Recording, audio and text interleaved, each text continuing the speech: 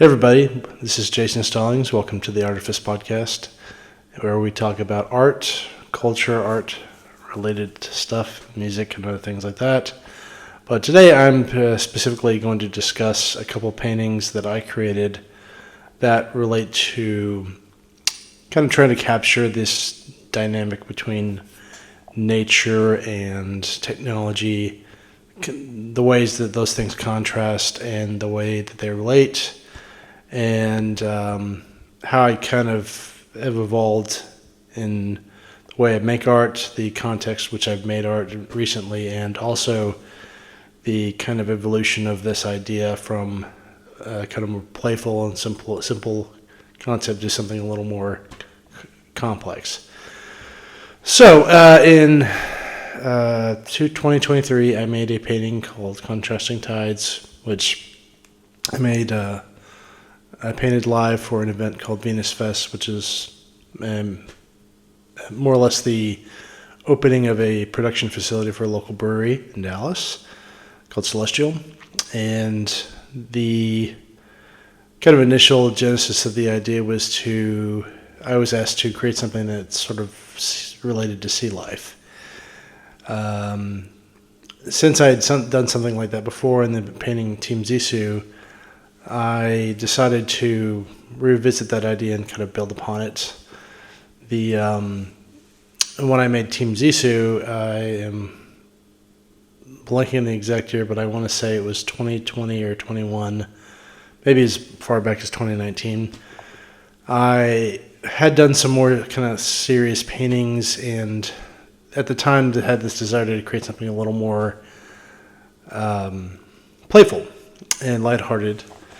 So with that painting, I had a very kind of turquoise, teal kind of, and yellow composition. But I had on one hand these sort of cascading iconography of like technology, like phones, cell phones, rotary, and all the way down to like nanotechnology, more or less trying to like kind of capture this idea of like, okay, like a Moore's law basically, whereas like technology is evolving, it excuse me, gradually gets smaller and more efficient. And something that struck me was like, okay, like what's the opposite of that? You have sea life, or for some forms of sea life. You don't necessarily see this with land animals, at least not to my knowledge, or any other land-based life. But as things like sea turtles, squids, certain species of squids age, they gradually get larger, they live much longer lifespans, and they sort of there's other things like their kind of drive to reproduce becomes more pronounced. Especially like giant squid, they have like bioluminescence because they live in the deep sea. But really getting more into that, like there's this competition with like not strictly technology, but like human products getting into like the ocean and competing for space. So it's to me like there's kind of an interesting dichotomy. There's a lot of things you can explore, and with contrasting tides, I built upon that. I have like two floral shapes. One on the top, you have kind of my interpretation of like a magnolia blossom, and then the bottom there's a daffodil. And the daffodil kind of representing kind of like a new beginning in progression. Whereas to me, and for personal reasons, maybe it's universal, maybe not, but the idea is like a magnolia blossom kind of represented like nostalgia. For me, that was like living in the South when I was in my 20s, going to college, and it's a fairly happy time in my life, and there's good and bad things about exploring nostalgia, but for me, it was like that kind of back and forth between those two things, and also having the idea of like media, social media, film, television, these different things that are the last 20 years have more and more become sort of centered around nostalgia. It almost as a form of distraction that really also makes its way into social media as well. But for me, it's I mean, there's nothing simple about this conversation, but to me, I thought it was interesting that, you know, you have these things that bring comfort, bring satisfaction to a degree, but they don't bring long-lasting growth and fulfillment. And so to me, I thought that it was interesting that, like, you explore that with something like this dark, gritty, you know, kind of black and blue looking dandelion, sort of representing the breakdown of that preconceived notion and that tension between nostalgia and like pushing forward and growth and maturity.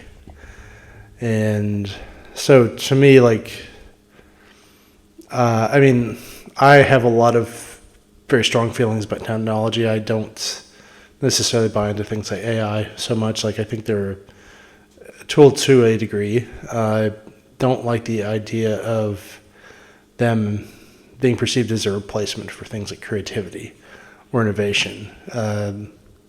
Because, and speaking as somebody who's to some degree studied programming and computer science a little bit, the very nature of most computer technology is that the output that it creates is what we kind of instructed to do and the input we give. So the idea, this kind of perceived notion that it suddenly has sentience and autonomy, hope not, but yeah, that is sort of like inherent already is a little absurd, and I kind of want to bring attention to that.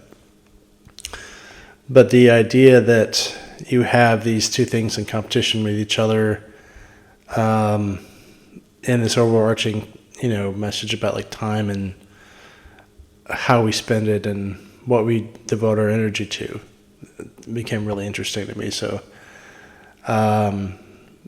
I think that there's good and bad things about doing a painting, especially that's something that's that complicated live.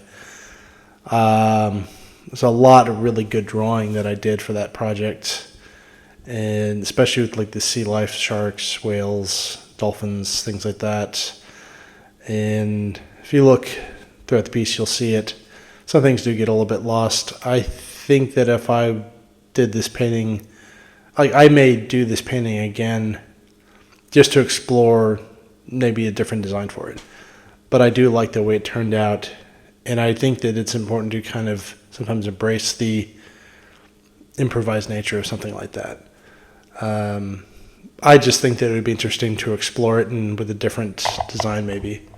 Especially having done the large commission I did for London Simmons recently, I've wanted to focus on more open space, maybe simplifying compositions to a degree. So I think that like I like that. I like contrasting tides as a like bookend to a certain approach for the time being, and I also like the idea of revisiting that idea and building upon it later in some fashion. So, but yeah, I think that like what I got out of painting live is a lot of really good energy.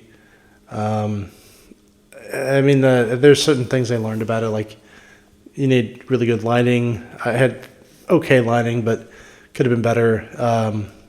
And to be completely honest, I have a lot of gratitude about being invited to that and another event with Jester King.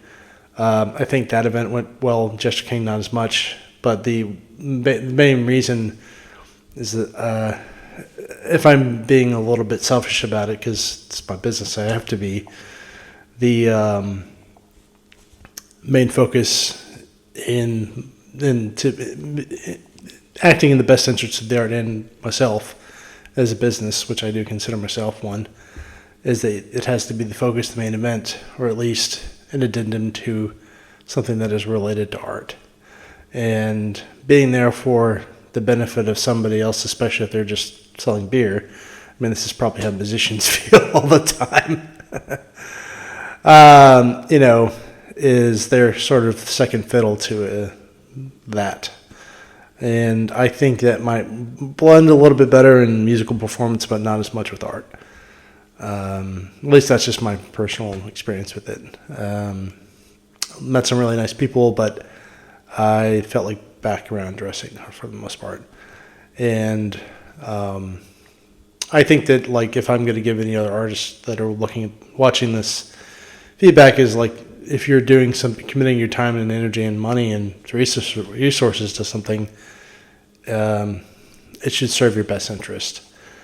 And I think that the intent was good, and I'm, again, very appreciative of the invitation. But I think it's just important. It's valuable to have an awareness of these things and where you fit in with them.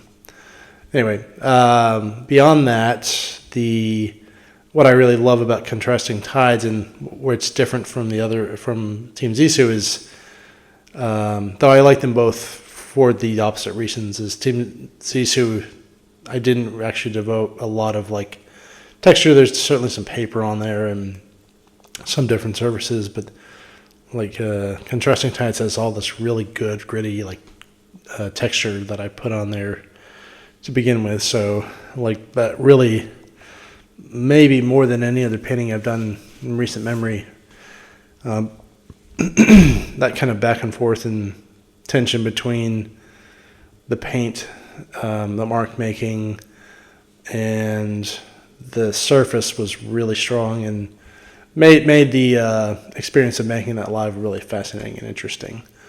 So I think that's all I have to say about those two paintings, other than they were both in juried exhibitions, so that was pretty cool.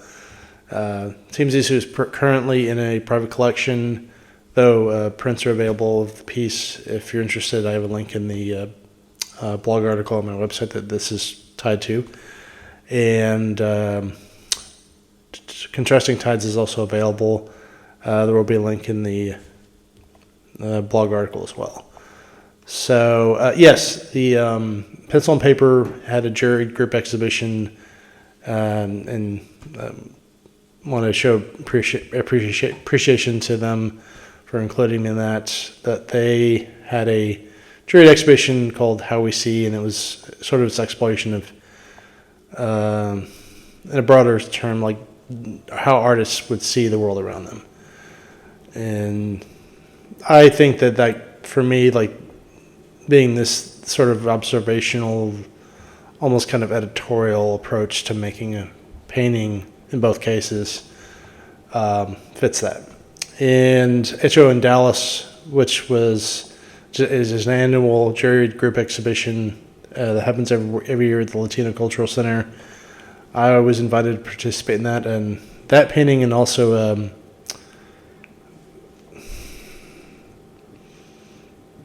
another painting I did. Yes, Futurist Pompeii was in that show. So those two pieces looked really great together. And so, if you have any questions, or you're interested in learning more about my work, please visit jason-stallings.com. If you have any questions, shoot me an email at jason@jason-stallings.com, or check me out on Instagram at jasoncstallings. Thank you very much. I'll see you soon.